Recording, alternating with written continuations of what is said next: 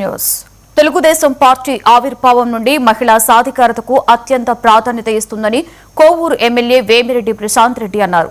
ఇందులో భాగంగానే కేంద్రంలోని ఎన్డీఏ కూటమి ప్రభుత్వం పార్లమెంటులో మహిళలకు చట్టసభల్లో 33% రిజర్వేషన్ కల్పిస్తూ నారీ శక్తి వందన్ అధినియం బిల్లు ప్రవేశపెట్టబోతుందని తెలిపారు. మహిళా రిజర్వేషన్ బిల్లు పెట్టాలన్న ఎన్డీఏ ప్రభుత్వ నిర్ణయం దేశ చరిత్రలో చారిత్రక ఘట్టమన్నారు.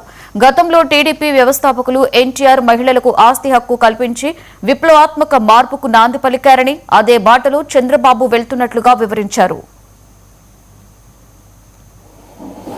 అట్టడుగు ప్రజానికాన్ని దగ్గర నుంచి ఆ నియోజకవర్గం ఒక ఎమ్మెల్యే అయినప్పుడు అట్టడుగు ప్రజానికానికి ఏమేమి అవసరాలు ఉంటాయో ఒక మహిళ ఎంతో తనకున్న ఓర్పుని శక్తిని ఈరోజు ప్రదర్శించి రాబోయే రోజుల్లో ప్రతి ఒక్కరికి కూడా న్యాయం జరగబోతుంది అని చెప్పి మనం అందరం అనుకుంటున్నాం.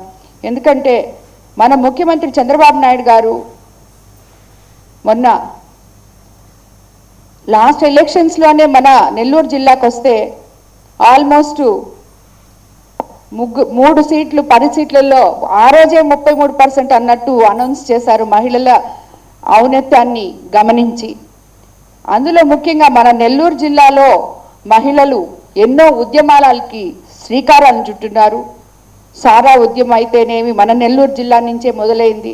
ఇలాంటి ఎంతోమంది ధైర్యవంతులు కలిగిన మన నెల్లూరు జిల్లాలో లాస్ట్లో ఒక పాప ఇదైంది. కానీ నేను ఇప్పుడు అలాగే మన సూలూరుపేట ఎమ్మెల్యే విజయశ్రీ గారికి ఈరోజు చట్టసభలో 21 మంది ఎమ్మెల్యేలు ఉన్నాం మేమందరము కలిసి కూటమి ప్రభుత్వంలో. అది నిజంగా చాలా గర్వించదగిన విషయం. రాబోయే రోజుల్లో దీన్ని ఇంకా అత్యున్నత స్థానాన్ని తీసుకెళ్లి 33% రిజర్వేషన్ అనేది చేసి చూపిస్తాము అని చెప్పి ఈరోజు మనకి అండగా నిలిచిన కూటమి పెద్ద